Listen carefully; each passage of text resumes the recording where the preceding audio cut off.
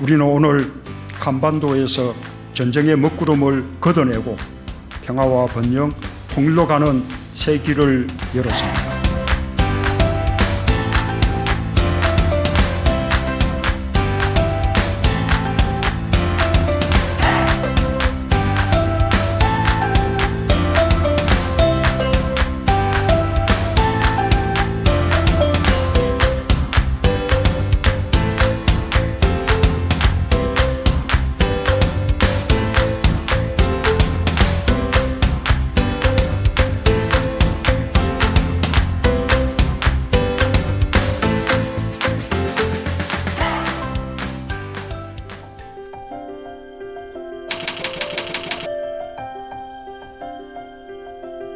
우리가 통일 그러면은 99.9% 휴전선이 무너지고 남과 북의 체제와 제도가 완벽히 하나 되는 통일만 생각합니다.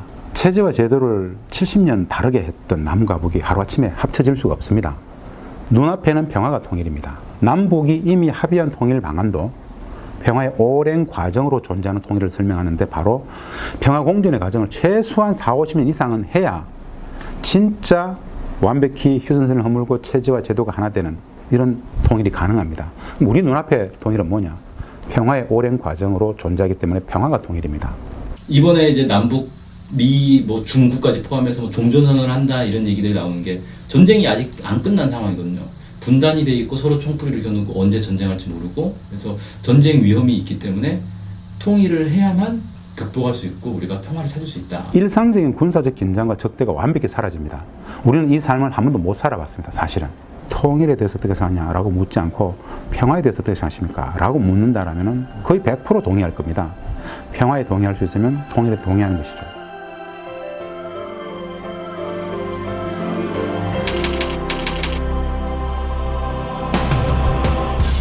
통일이야말로 가장 저기서 밥입니다. 밥. 거기서 먹거리가 나오고 일자리가 나오고 다 나온다고 봅니다. 미국의 짐 로저스라고 이 사람이 투자의 귀재라고 하는데 자기 전 재산을 북한에 투자하겠다고 그러지 않았습니까? Another country in Asia that I'm extremely optimistic about, I would put all of my money there if I could, is North Korea.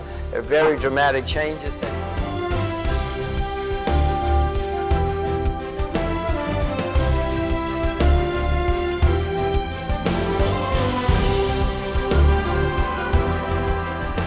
제일 큰 변화는 경제일 겁니다. 우리는 분단 체제를 살았습니다. 이미 대한민국은 구조적 저성장에 빠진 상황 20년이 됐습니다. 구조적으로 이것을 우리가 극복할 수 있을까요? 불가능합니다. IT 일부 분야만 빼고는 이미 중국이 다 우리를 압도합니다. 왜 그럴까요? 수요가 없습니다. 이걸 구조적으로 넘어갈 수 있는 유일한 방법이 남북 경협입니다. 분단 경제를 넘어서 평화 경제로 가자. 남측의 자본과 기술이 북측의 토지와 노동력도 만나겠지만 북측의 노동력들은 굉장히 양질의 노동력입니다. 남측의 자본과 기술이 북측의 자원도 만나겠죠. 세계 최고의 경쟁력을 담보합니다. 태평양의 물류가, 일본의 물류가 TKR 하마다 종산철도를 통해서 유럽까지 달려가고 유럽에 있는 사람들이, 중앙아시아에 있는 사람들이, 중동의 사람들이 그 철도를 타고 태평양의 관문인 한반도로 몰려온다. 지금까지 우리가 경험해보지 못했던 세상을 맞이하게 될 것이다. 무엇을 상상하든 그 이상일 것이다. 우리는 그 시대를 못 살아봤다. 이제 수많은 상상력이 필요할 것이다.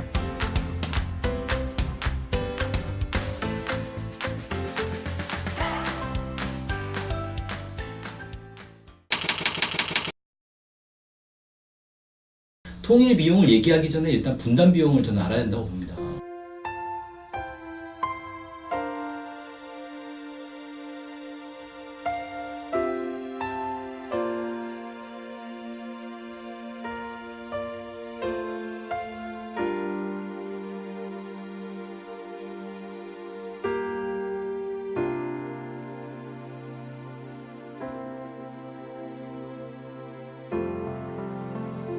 통일비용론은 거짓말입니다.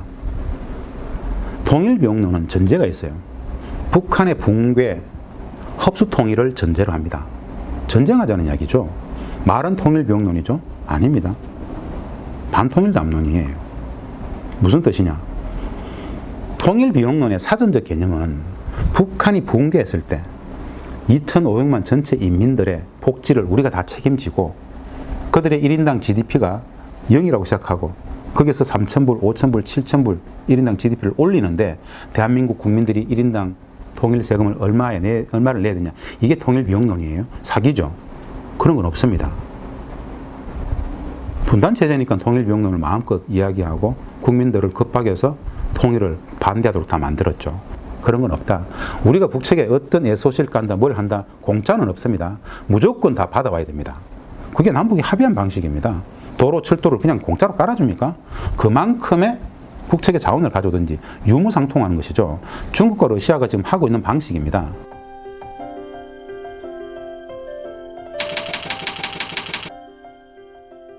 몇 년 전에 유행했던 헬조선이란 말이 있단 말이에요.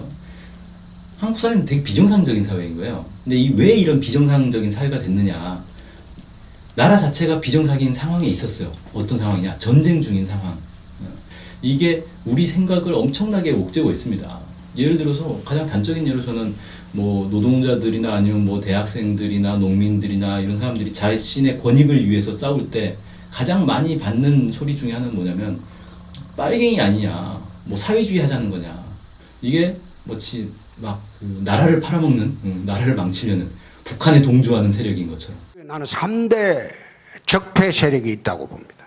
그 첫째가 종북 세력입니다. 그 둘째가 강성귀족 노조들입니다.